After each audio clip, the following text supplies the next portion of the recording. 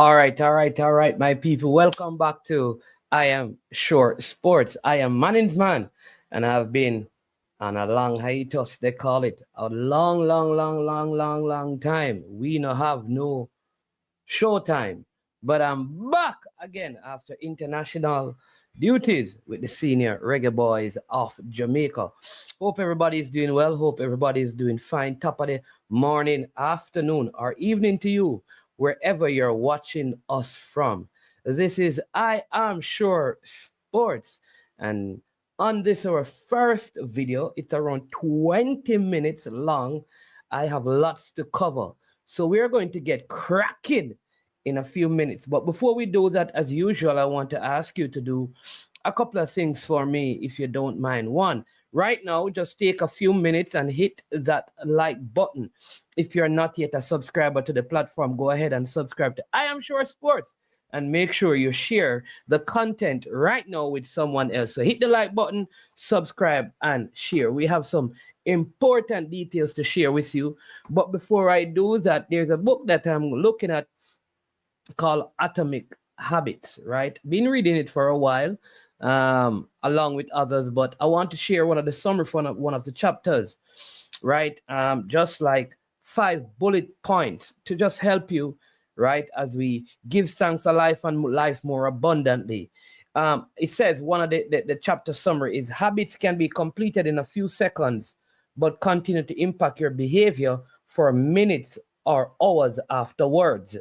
Secondly, many habits occur at decisive moments, choices that are like a fork in the road and either send you in the direction of a productive day or an unproductive one.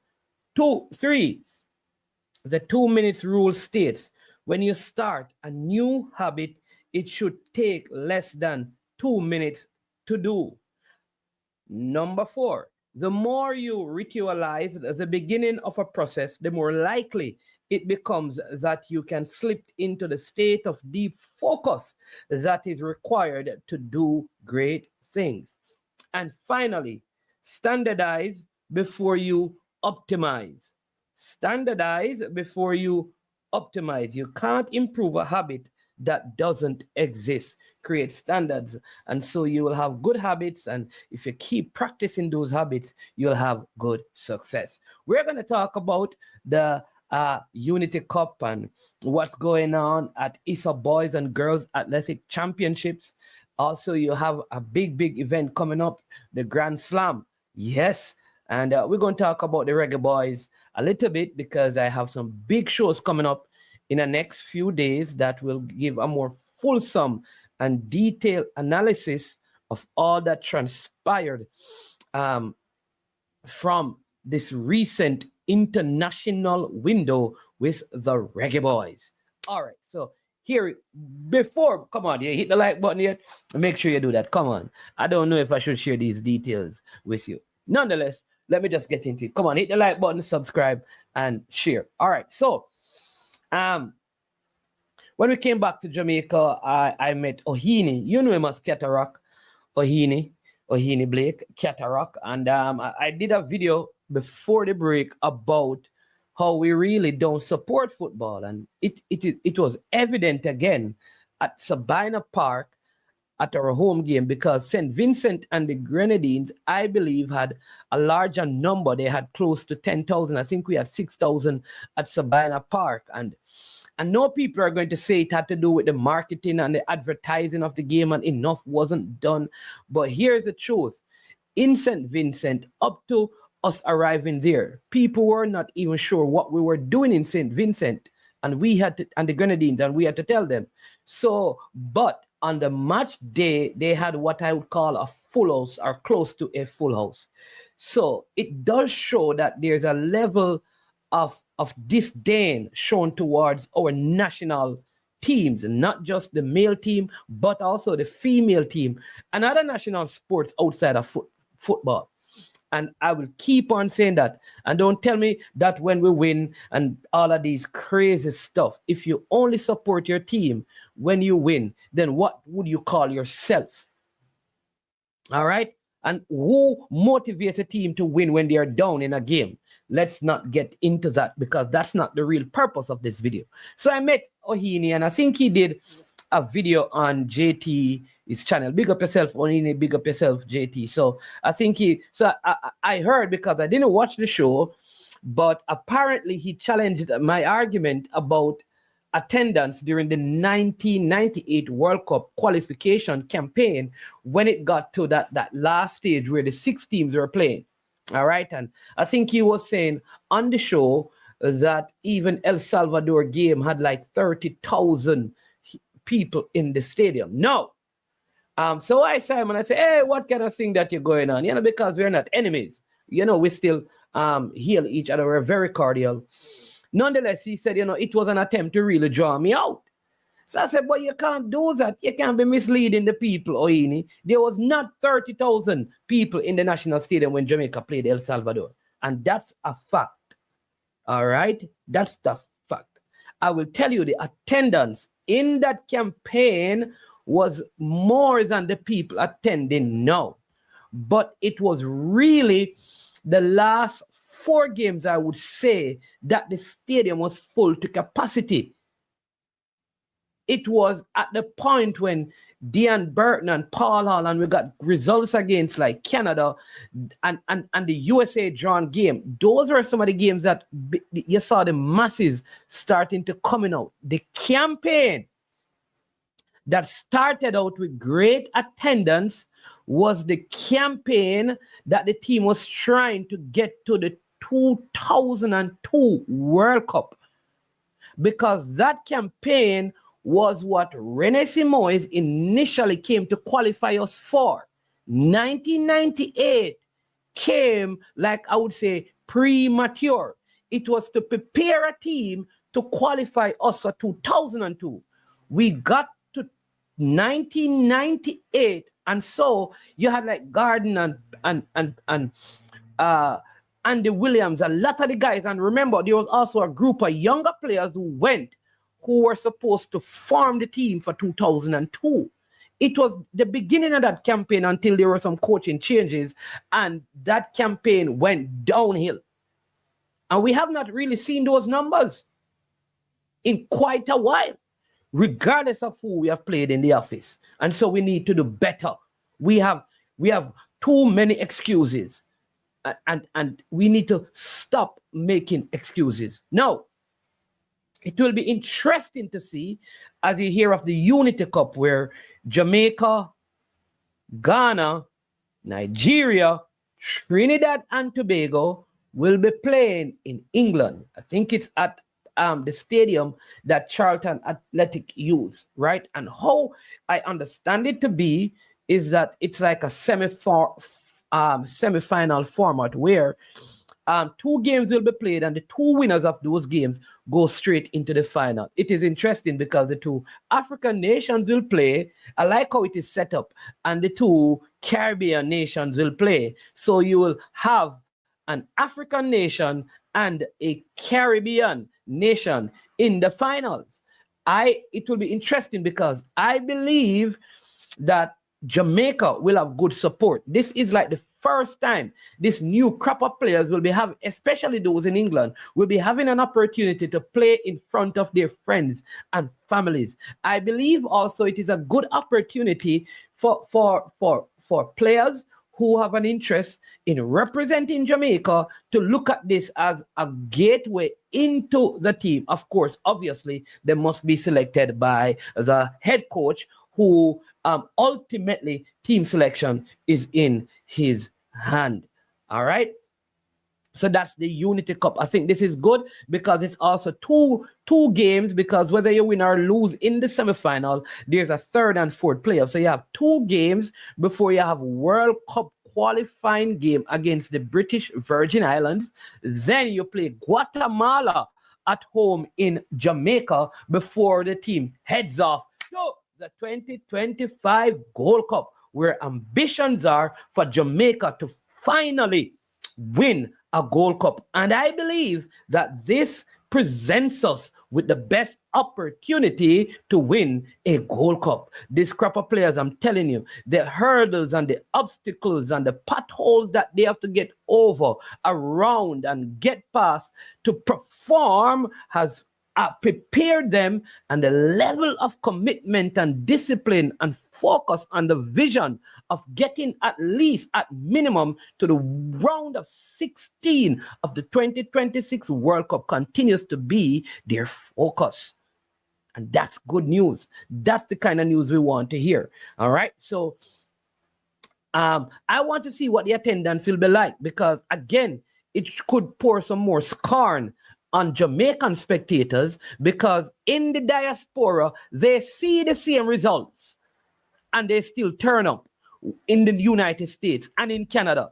It is only the people in Jamaica itself that uses poor performance as an excuse to not support the team. When the team plays in the States, win, lose, or draw, the diaspora supports. When they play in Canada, win, lose, or draw, the diaspora supports the team. Let's see what will happen when we play in England. I believe it will be even greater in terms of support. Something is wrong with the local, the domestic culture of football support.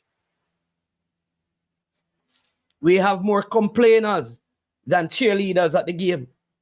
Complain, complain, complain, complain, complain, complain, complain, complain, complain, complain, complain.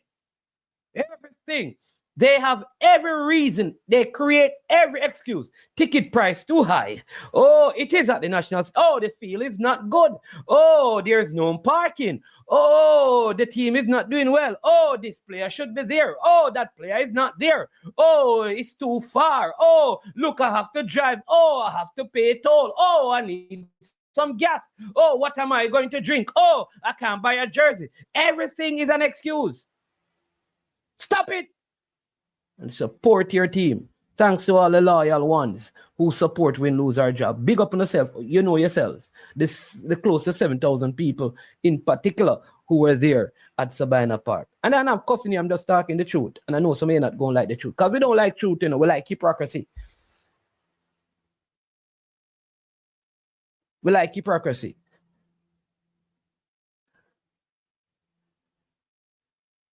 People, it's time to support your team, man. Buy tickets and support your team. Buy merchandise and support your team. Same way people are getting merchandise like, I mean, so many people have merchandise that they have, I think they have just been given. Buy some merchandise and support your team. Support your local club. Come on. All right, so that's the Unity Cup. Listen, I want to speak about this Calabar, and this has nothing to do with, when I speak about Calabar, it has nothing to do with the performance of Kingston College. They are leading by around 20 points, and I think it will be a tight champs on the boys' side and on the girls' side. Like the top three in the girls are like 2 points apart, and so it's going to be a very good champs today and tomorrow, the final days. But what happened to the athlete from Calabar, Stevenson, is ludicrous. No, the man ran. They at the moment, the whatever instrument they use did not pick up his reaction time. Right? So he was in the list for the finals. Shortly before the finals, I don't know if someone appealed it. I doubt any team appealed it. But the people who administrate found it fitting to disqualify the man from the race, put a different athlete in the race without, so obviously his school did not know, which is Calabar, that this happened until he came to the final, and the final was going to be run. So the final ran, and Gary Card, wonderful. I believe even if the Calabar athlete was in it, because incidentally, that Calabar athlete was in the same semi-final and finished second and had a better start than Card, I think Card would have been the overall winner. So now, Calabar appealed the decision. And now what is happening is that this athlete is being told that he must run a race by himself to see what position. So, regardless of what, the man who finishes eighth in this race will no longer get a point, unless the Calabar athlete time is in 9 fastest. But if he finishes, even if the Calabar athlete time is the 8th fastest time, the 8th place now drops out of any sort of point for his school or team. After being placed in the final, he can't get no point. No. Here's the interesting thing. The race can't be run over because Gary Card can't even run. I think the race should be run over. And the athlete that was put in should not be in it. Because here is what. It is the competition with the rest of athletes that many times give one athlete the momentum. So this athlete is at a severe disadvantage because he has to run by himself with time in mind. He has nobody beside him fighting for a spot and a position. He has no competitors beside him. Now, this don't change the leadership of boys champs. But we have too many experts in track and field in Jamaica for this to have transpired. It should not have. Our officials are some of the best in the Caribbean. And I would say probably some of the best in this region. Yes. How did this happen? How did this happen?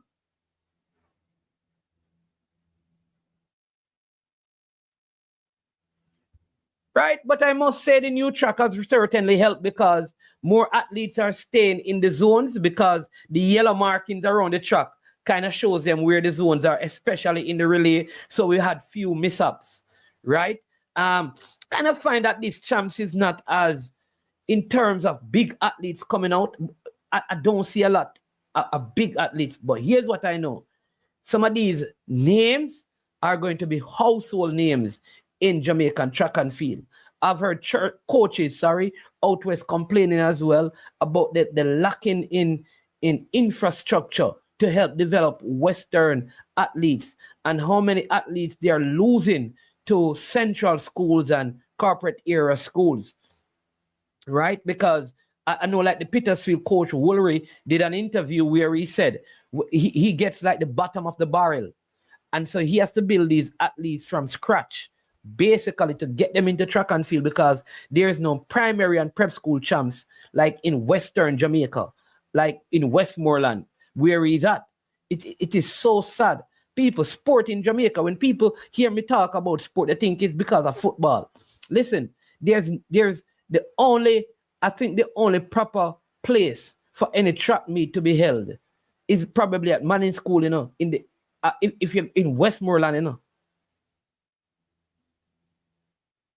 you don't hear track and field meet really being kept at Rossies or Green Island or Frome or Petersfield or Godfrey Stewart, or Belmont, is Mannings, So you have so many schools there, and you're telling me after all of these years, our administrators, our government can't provide something for schools, just one place with even 4 lanes?